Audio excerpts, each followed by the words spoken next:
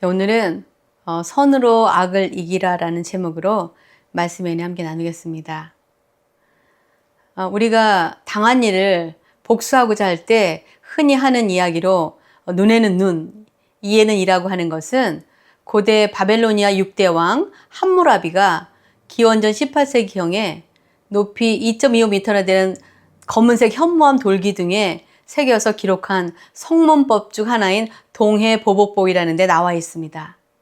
동해보복법이란 말은 피해를 본 만큼 동일하게 보복하게 규정하므로 과도한 처단을 막으려는 의도로 제정됐고, 현재는 프랑스 파리 루브르 박물관에 소장되어 있다고 합니다. 성경에도 구약성서 출애굽기 21장 24절에 같은 내용이 이렇게 있는 것을 보게 됩니다. 그러나 다른 해가 있으면 갑되 생명은 생명으로, 눈은 눈으로, 이는 이로, 손은 손으로, 발은 발로, 된 것은 된 것으로, 상하게 한 것은 상함으로, 때린 것은 때림으로 갚을지니라. 이건 역시 감정에 의한 과도한 보복을 막으려고 자신이 당한 만큼만 갚도록 기록한 것입니다. 또한 레위기 24장 17절에서 22절에 모세를 통해서 하나님은 이렇게 명령하셨습니다. 우리 송미영 권사님 혹시 읽을 수 있으실까요? 레위기 24장 17절에서 22절.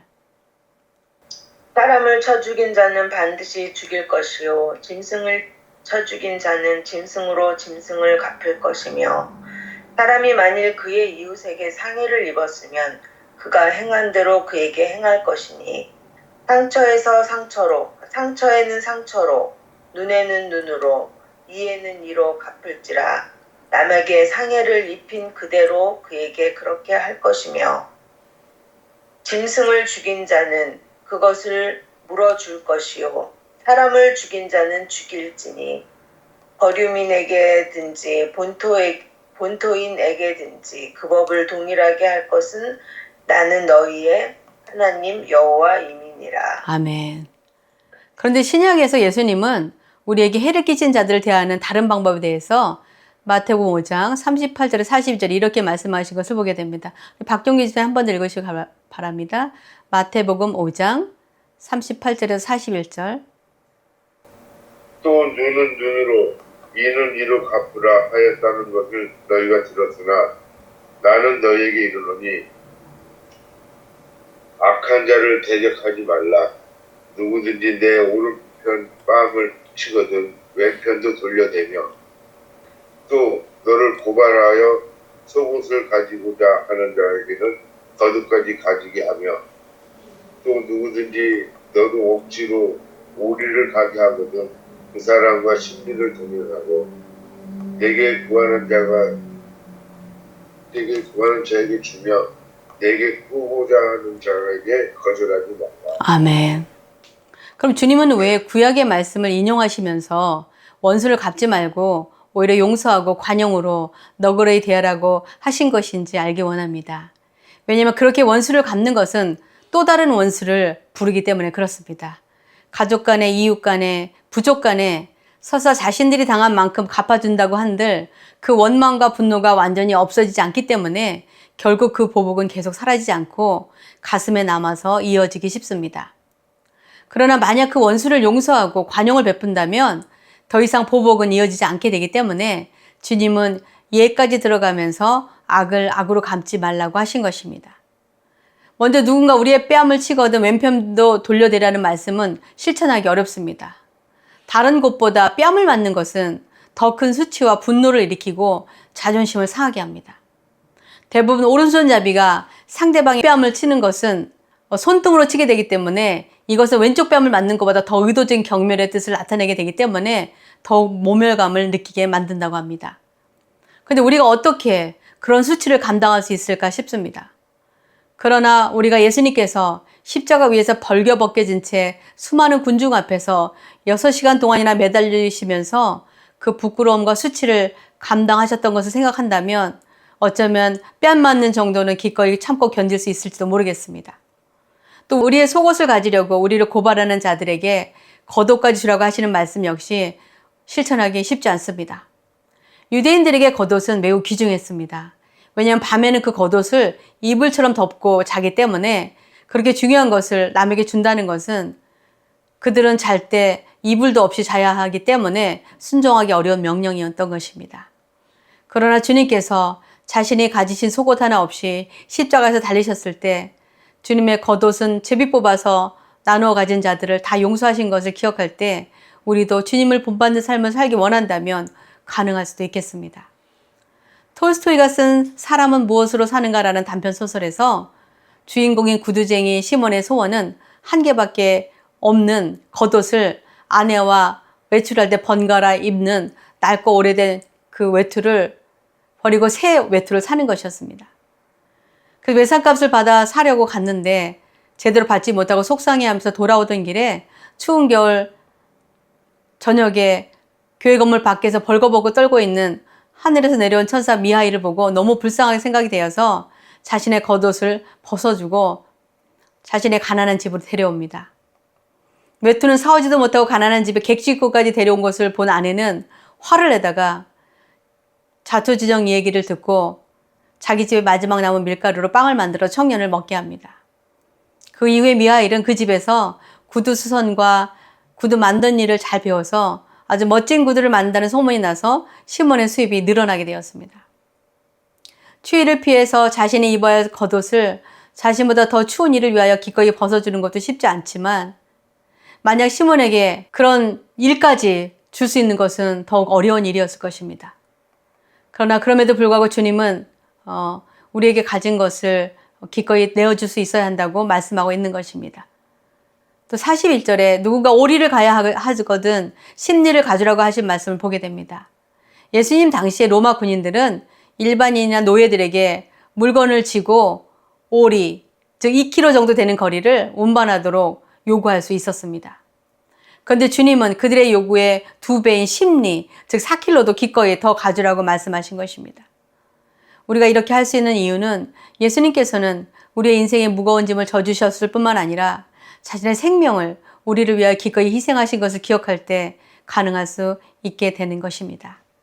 42절에는 주님께서 우리에게 뭔가를 구하는 자에게 주고 우리에게 꾸고자 하는 자를 거절하지 말라는 말씀을 하셨습니다. 이 말씀도 역시 실천하기 어렵습니다. 우리가 가진 것이 많아도 쉽지 않은데 우리가 가진 것이 없는데 그 없는 중에 누가 원하는 것을 주는 것은 어렵습니다. 미국에서 오래전 교회 팀원들과 함께 캐나다 북쪽 외진 곳으로 원주민 선교로 오신 한 장로님이 있었습니다. 마침 그 즈음에 미국에서 하시던 사업을 정리하고 자신의 사업가적 경험과 자본을 가지고 그곳 원주민 마을에 땅을 사서 고사리와 송이버섯 등을 원주민들이 따오면 그것을 매입해서 여러 곳에 파는 사업을 시작하셨습니다. 처음에는 원주민 취재원과 마을 사람들과의 관계를 생각해서 그들의 필요에 그리고 요구에 응해 주었다고 합니다. 돈을 빌려달라고 하면 빌려주었는데 가만히 보니까 갚지도 않고 계속 빌려달라고 하는 것을 보고 어느 순간부터는 거절하셨다고 합니다. 그랬더니 돈을 빌려주지 않았더니 취재원과의 관계가 멀어지고 마을 사람들과의 유대 관계도 없어져서 지금은 사역은 하지 않고 사업에만 집중하고 있다는 이야기를 들으면서 우리에게 뭔가를 구하는 자들에게 한없이 주고 갚지도 않는 이들에게 계속 꿔주는 것이 결코 쉽지 않다는 것을 실감하게 됩니다. 저도 그런 경험이 있었습니다. 저희가 몇 번 가서 사역했던 원주민 마을 추장에게서 한겨울 교회 땔감 나무가 없어서 도와달라는 메시지가 페이스북을 통해서 왔습니다. 그런데 여름에 갔을 때 저희 교회에서 그 교회를 위해서 우리 교회로서는 정말 큰 금액을 헌금하고 왔었고 저희 교회도 매번 도울 수 있는 형편이 되지 않아서 어떻게 도와야 할지 하나님께 기도했습니다. 그래서 이렇게 답을 보냈습니다. 당신의 마을에서 당신이 도울 자를 보내주시기를 제가 간절히 기도하겠습니다. 그렇게 메시지를 보낸 후에 2, 3일 뒤에 그분의 페이스북에 자신의 트럭에 땔감 나무를 가득 실은 사진을 올려놓고 써있기를 그 마을에서 어떤 분이 땔감 나무를 무료로 주어서 가득 싣고 가는 길이며 앞으로도 얼마든지 필요한 만큼 가져가라고 얘기했다는 것입니다. 그래서 그 이야기를 읽고 얼마나 주님께 감사했는지 모릅니다. 그래서 우리의 형편으로 도와줄 수 없을 때 간절히 기도함으로 하나님께서 공급해 주심을 깨닫게 된 것입니다. 결국 주님이 이 말씀을 하신 이유는 원수를 사랑하라는 뜻이 담겨 있는 것입니다. 신약성서 로마서 12장 20절에서 21절에 이렇게 기록되어 있습니다. 내 원수가 줄이거든 먹이고 목마르거든 마시게 하라. 그리함으로 내가 숯불을 그 머리에 쌓아 놓으리라. 악에게 지지 말고 선으로 악을 이기라. 이 말씀에서 머리에 숯불을 쌓아 놓는다는 이야기를 우리는 무슨 뜻인지 알아야 합니다. 유대인들은 저녁에 화덕에 불씨를 완전히 꺼지지 않게 하고 불씨를 남겨두어 아침에 사용할 수 있도록 해야 했습니다. 그리고 그 책임은 그 집의 여인에게 있었다고 합니다. 근데 만약 그 불씨를 꺼트리게 되면 이웃집에 가서 숯을 얻어와야 하는데, 이것은 어린 시절 아이들이 이불에 실수하면 키를 쓰고 동네를 돌아다니면서 소금을 얻어오는 것과 비슷하게 유대 여인들에게는 아주 부끄럽고 창피한 일이었다고 합니다. 근데 그 숯불을 얻어오는 화구가 머리에 이고 오는 것으로 되어 있어 머리에 숯불을 쌓는 것과 같이 표현한다는 것입니다.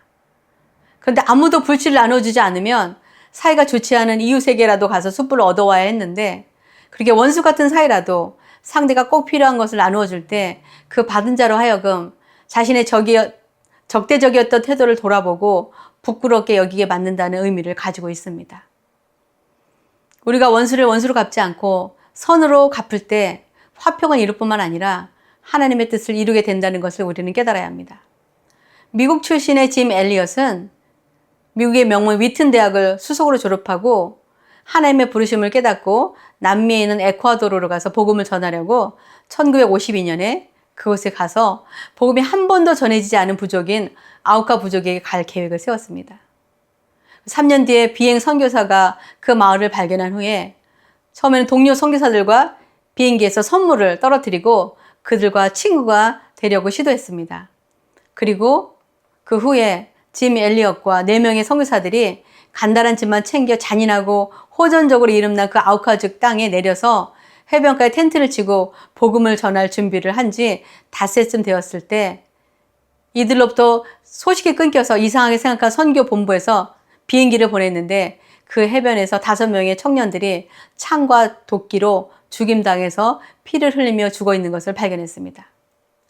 그런데 그 선교사들에게는 총이 있었으나 그 부족들을 죽이지 않고 죽임을 당한 것이었습니다. 이 사건을 두고 신문에서는 10페이지나 이 사건을 다루면서 얼마나 허무하고 쓸모없는 낭비인가 라고 장래가 촉망되는 20대 젊은 청년들의 죽음에 대해서 대서특필했습니다. 그런데 그 선교사들의 아내들이 한두 살밖에 되지 않는 아기들을 안고 남편들이 다 하지 못한 선교를 해야 한다며 그 부족을 다시 찾아갑니다. 여자를 죽이지는 않는다는 사실을 모르고 갔지만 그곳에서 간호사로 그들을 위해 헌신하자 아우카족 추장이 물었다고 합니다. 당신은 누구이기에 우리를 위해 이렇게 애쓰고 수고하는 것입니까? 그러자 엘리엇 부인은 나는 당신들이 5년 전 죽인 그 남자의 아내인데 하나님의 사랑 때문에 여기에 오게 되었노라고 대답했다고 합니다. 이 말을 들은 아우카족은 큰 감동을 받고 예수님을 영접한 후에 그 추장이 빌리 그레엄 목사님이 주도한 한 예배에서 이렇게 간증했다고 합니다. 우리는 그분들에게서 복음을 받고 하나님을 믿게 되었습니다. 그 젊은이들의 희생이 아니었다면 우리는 아직도 그렇게 살고 있었을 것입니다. 그러나 그분들의 죽음으로 우리는 빛을 보게 되었고 우리도 오래 살기를 원하지 않습니다. 주님처럼 그분들처럼 살기를 원합니다. 선교사 살해에 가담했던 3명은 현재 담임 목사와 사역자로 살고 있고 그들이 죽은 마을에 수백 개의 교회가 생겼고 엘리엇의 아들은 그 마을의 목사가 되었습니다. 짐 엘리엇은 29살의 나이로 죽었지만 그가 한 유명한 말이 아직도 남아 있습니다. 영원한 것을 얻기 위해 언젠가는 놓아야 할 것을 포기하는 사람은 현명한 사람이다.